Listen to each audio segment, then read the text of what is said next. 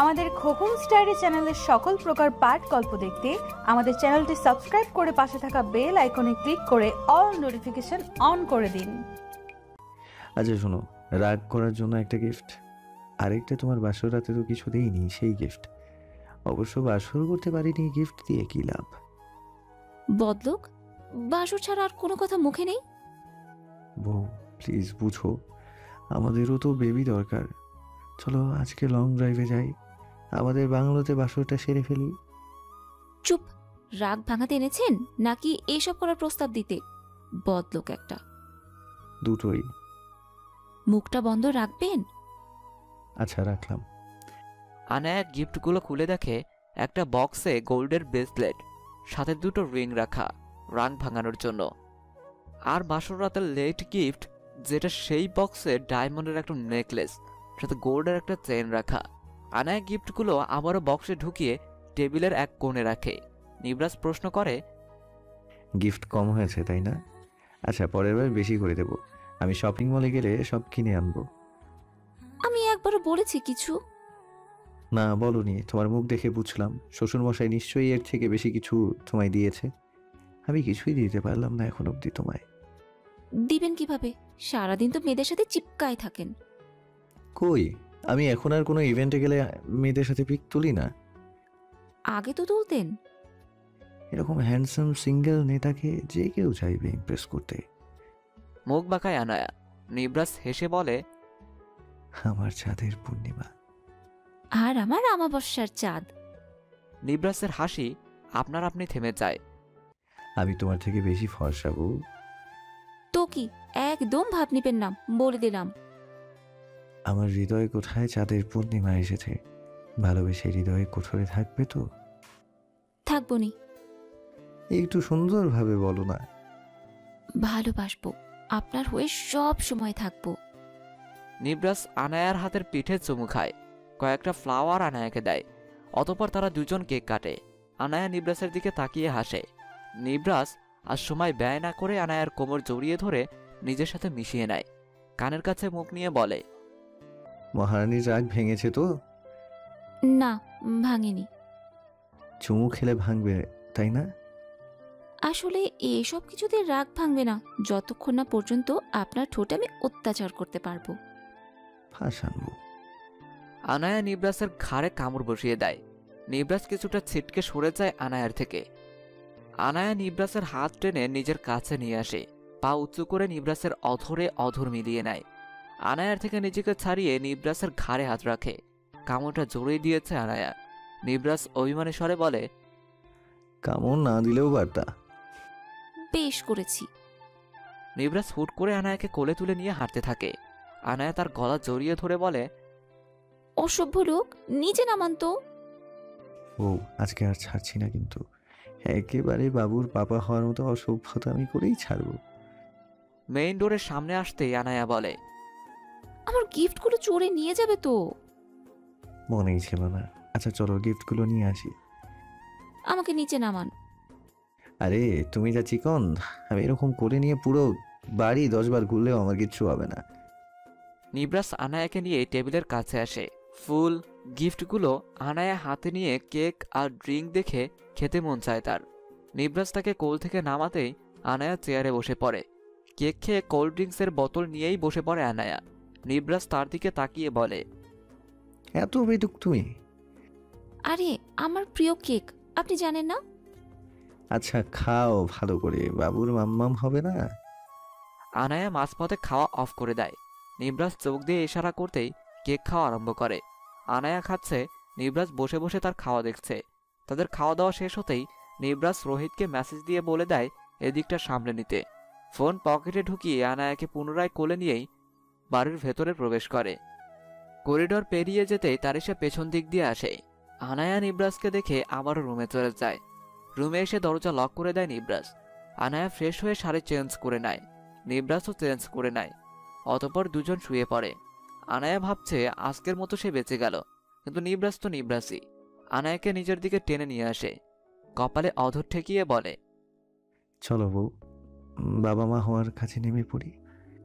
আজকে আমি বেশি খেয়ে ফেলেছি, রিল্যাক্স করি। ডোন্ট এক্সকিউজ সোনা। আনায়া আর কথা বাড়ায়নি। নিবরাজ বুঝে চুপ থাকা সম্মতির লক্ষণ। সেও সময় ব্যয় করে না। আনায়ার তনুর আংশিক আবরণ ছাড়াতে উদ্বুদ্ধ হয়ে পড়ে। নিজের প্রেয়সীকে সবটা উজাড় করে ভালোবাসা। নিবরাজের ভালোবাসার পরশ নিশ্চুপে নিজের গায়ে মাখে আনায়া। প্রণয়ের ঢেউ থামাতে ব্যস্ত দুটো তনু। সকাল সকাল শাওয়ার নিয়ে রুম গুছাচ্ছে আনায়া। নিবরাজ শাওয়ার নিয়ে রুমে প্রবেশ করে। ড্রয়ার থেকে ঔষধ বের করে আনায়ার দিকে হাত দেয় নিবরাজ। খেয়ে নিও মনে করে। সরি, হ্যাঁ রাতে কষ্ট দিতে চাইনি। আনায়া মাথা নাড়িয়ে শাড়ি ভাঁজ করতেই ব্যস্ত হয়ে পড়ে। রুমটা গুছিয়ে নিজের জামা ফ্লাওয়ারগুলো নিয়ে ড্রেসিং টেবিলের সামনে বসে নড়াচড়া করছে। নিবরাজের দেয়া গিফটগুলো খুলে দেখে। হাতে একটা রিং পরে আর চেনটা রাখে পরার জন্য। বাকিগুলো ড্রেসিং টেবিলের ড্রয়ারে রেখে দেয়। নিবরাজ পাঞ্জাবি পরে আয়নার সামনে এসে নিজের চুল ঠিক করছে। আনায়া তখন চেন হাতে নেয় পরার জন্য। নিবরাজ তাকে থামিয়ে দেয়। নিজ হাতে আনায়ার গলায় চেন পরিয়ে দেয়। আয়নায় দুজন দুজনকে দেখে। তখন নিবরাজ বলে, তুমি আগের থেকে বেশি সুন্দর হয়ে গেছো। আগে আমি অসুন্দর ছিলাম নাকি? না, আমার ভালোবাসা পেয়ে তোমার রূপ খুলে গেছে দেখছি।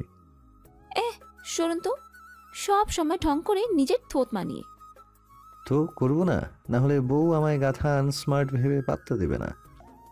আপনার এত ঢং কোথা থেকে আসে আমি জানি না। শুনুন তো, আমার ভালো লাগছে না। বেশি খারাপ লাগছে?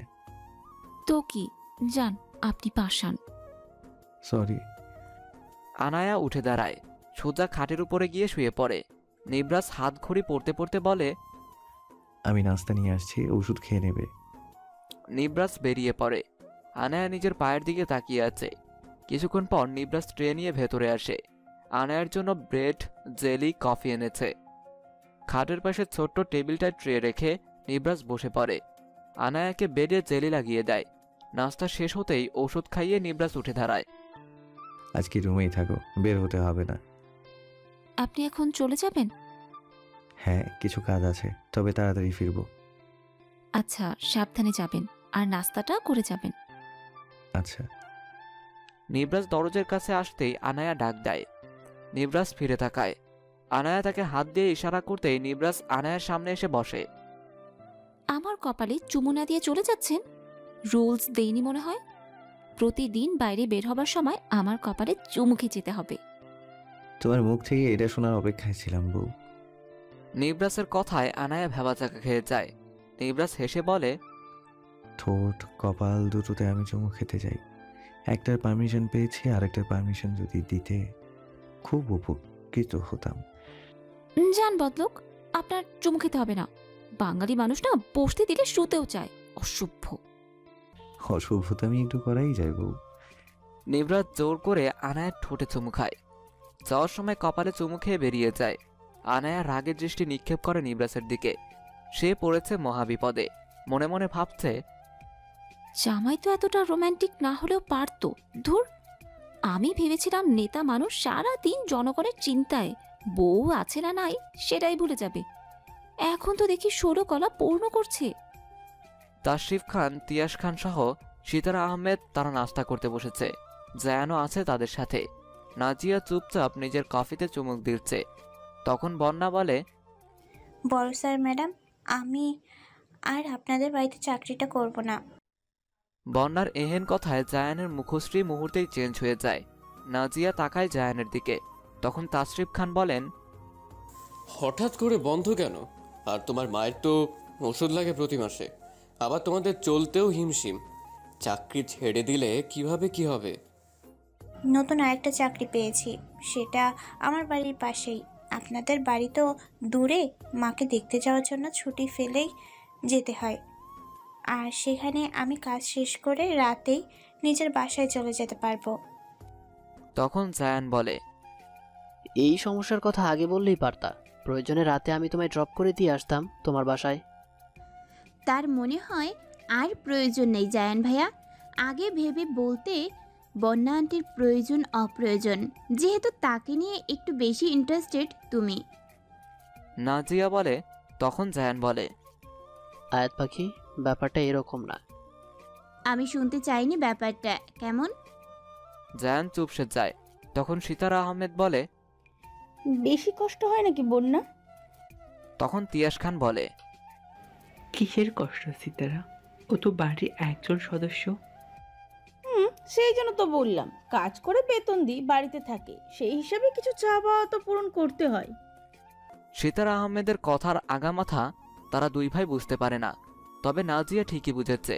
জায়ান সিতারা আহমেদের দিকে তাকিয়ে মুচকি হাসে। নাজিয়ার মন চাচ্ছে এখনই তার মায়ের আর জায়ানের পর্দা ফাঁস করতে, কিন্তু তার মায়ের বিরুদ্ধে তেমন প্রমাণ জোগাড় হয়নি। বিশেষ করে তার অবৈধ বিজনেস যেটা জায়ান সহ করে, সেটার প্রমাণ জায়ানেরটা মিললেও তার মায়েরটা মেলাতে পারেনি। এই মহিলা ধূর্তবাজ।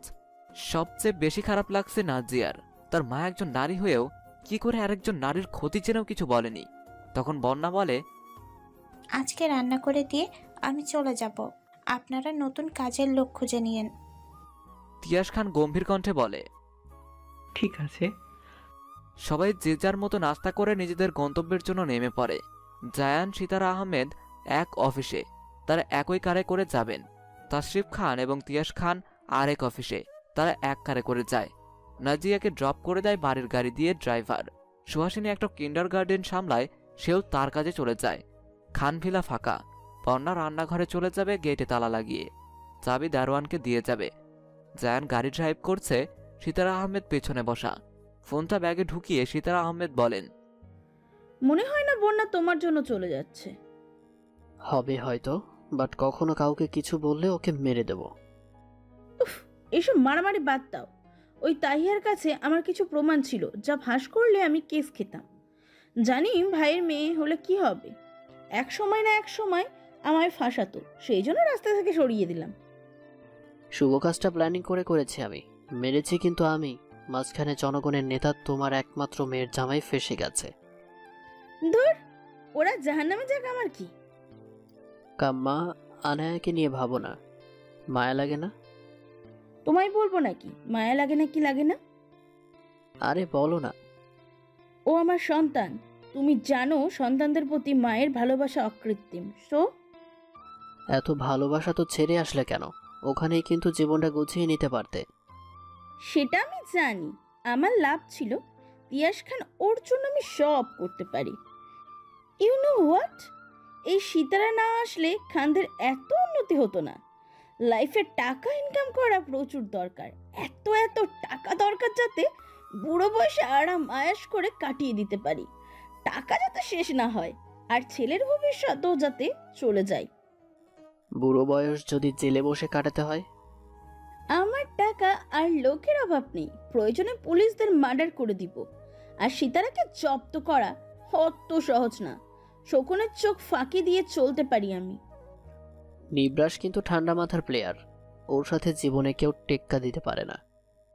ওরও গোপন টিম আছে, ইভেন আমাদেরও আছে। ও ইট ছুড়লে আমিও পাটকেল মারতে তৈরি। মেন প্লেয়ার সিতারা আহমেদ, আর সবাই ভাবে শামীম সর্দার। ওরাও আমাদের দলের লোক। সেদিন মনে হয় নেতার জান প্রাণকে বাঁচিয়ে দেওয়া উচিত হয়নি। ও আমার মেয়ে, ভুলে গেলে? ওর গায়ে একটা আঁচড় লাগলে তোমায় খুন করতে একবারও ভাবতাম না আমি।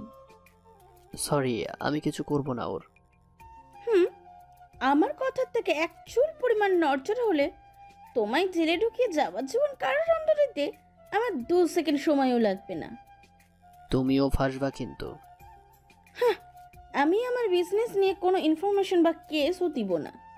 দিব তো কাজের মেয়েকে রেপ করার কেস। তুমি জানো সব ভিডিও প্রমাণ আমার কাছে আছে। তুমি আমার দুর্বলতার সুযোগ নিচ্ছ? তাছাড়া তোমায় জব্দ করার জন্য আমি কিচ্ছু বলিনি, না হলে আমায় তোমাদের অ্যাসিস্ট্যান্ট হতে হতো। মেন পয়েন্টে আসি।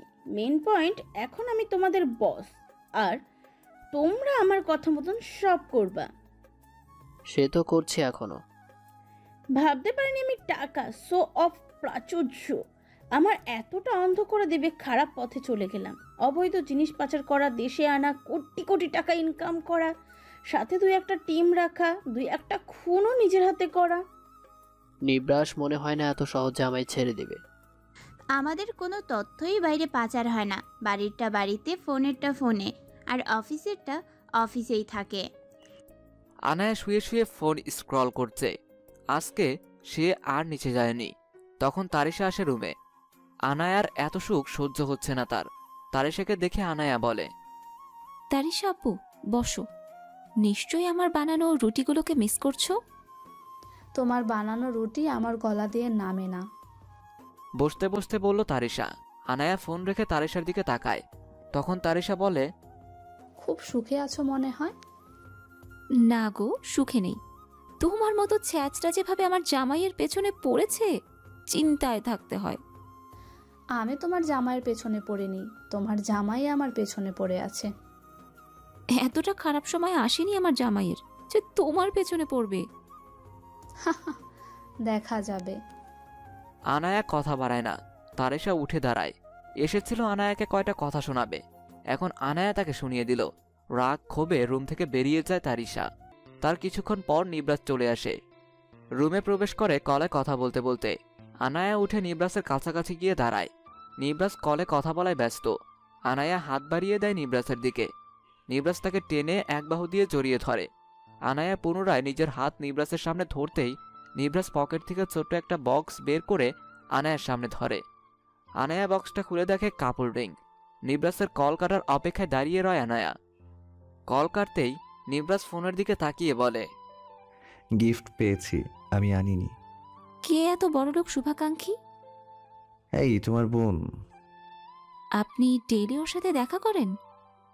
আরে না, ও হোস্টেলে চলে যাবে আর আমার কিছু ইনফরমেশন লাগতো। ও, ওর মনে হয় টাকা বেশি, সেজন্যই দুদিন পর পর গিফট পাঠায়। ওর বাপ মায়ের যা টাকা আছে না, এসব ওর কাছে বিলাসিতা ব্যাপার। নিবরাজ রিং দুটো হাতে নেয়। আনায়ার আঙ্গুলে একটা পরায়, আরেকটা নিজের আঙ্গুলে পরে নেয়। ডায়মন্ডের রিং দুটোর দিকে তাকিয়ে নিবরাজ বলে, একটু পর রেখে দেবো। এমা কেন? আরে আমি কত জায়গায় যাই, আর এসব অলংকার ব্যবহার করা আমার পছন্দ না। তুমি করলে করো। ওর থেকে প্রতিদিন গিফট নিয়ে চলে আসেন, ওকে তো কিছুই দিলেন না। তুমি পছন্দ করে দিও, আমার এসবে আইডিয়া নেই। ক্রেডিট কার্ড নিও। আচ্ছা, আমরা আগামীকাল যাব ওর জন্য গিফট কিনতে। তারপর একদিন ওর হোস্টেলে যাব, ওকে নিয়ে বাইরে কোথাও ঘুরে বেড়াবো। আচ্ছা যেও। সন্ধ্যার দিকে নাজিয়া ওর বাবাকে ক্রেডিট কার্ড ফেরত দেয়। তিয়াস খান কার্ড হাতে নিয়ে বলেন, আর কেনাকাটা আছে? হ্যাঁ, হোস্টেলে যাব। আম্মুর ক্রেডিট কার্ড আমায় দিও, আপাতত তোমারটা ফাঁকা। তখন সিতারা আহমেদ বসা থেকে উঠে আসেন। তিয়াস খানের থেকে ক্রেডিট কার্ড হাতে নিয়ে বলেন, 2 দিন আগে না নিলা, 2 দিনের টাকা শেষ। আরে আম্মু, আমি ডায়মন্ড কিনেছিলাম, একটা লকেট আর কি। কই দেখাও তো। ওটা বড় আম্মুর কাছে। আমাকে বললে আমি নিয়ে আসতাম না জিয়া। আমি আর বড় আম্মু মিলেই কিনে এনেছি। যাও, এবার থেকে টাকা হিসাব করে ভাঙবে।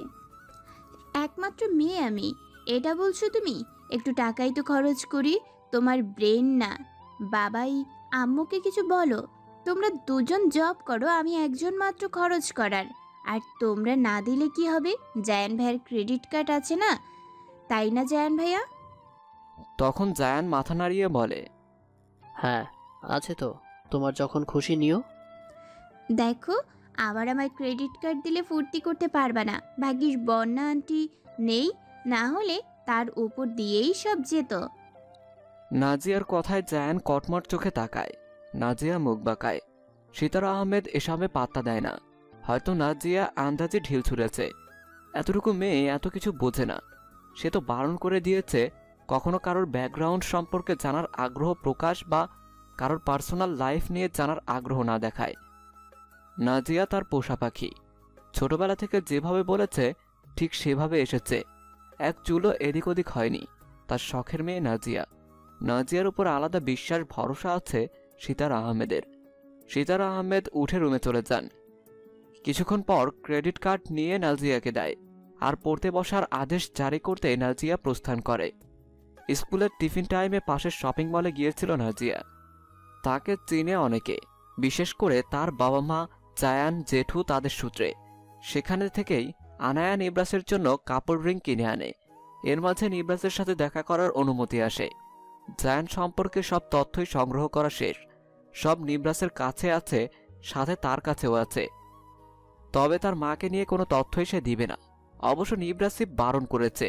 সে বলেছে জায়ানের অধঃপতন হলে নাজিয়ার আফসোস হবে না, কিন্তু ওর দেয়া প্রমাণের ভিত্তিতে যদি ওর মাকে আজীবন কারাদণ্ডে দণ্ডিত করা হয়, জেলে বসে পচে মরবে ওর মা, তখন মাকে দেখলে হয়তো ওর আফসোস হবে।